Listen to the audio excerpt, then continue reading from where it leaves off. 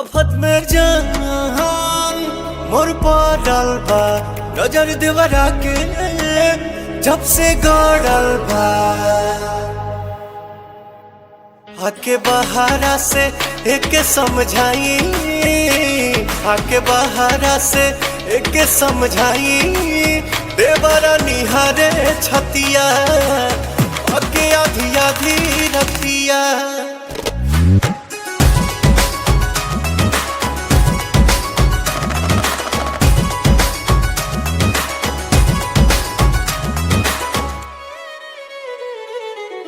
हमारे पभइल बा अब दीवाना लागता कि लूट ली सौसे खजाना कमर से बानी कमा जोर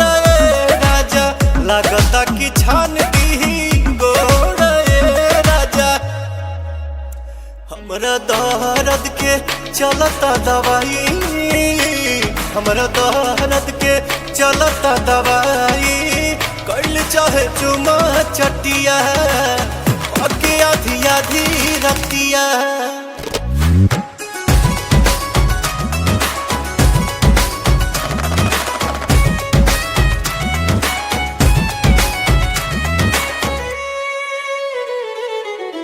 जेने तेने झुके करे अपने ही मन के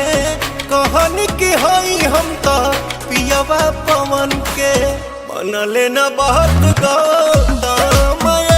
राजा करेला घाट हरदम राजा प्रियांशु करी कवन उपाय प्रियांशु करी कवन उपाय कति सारा इज्जत मटिया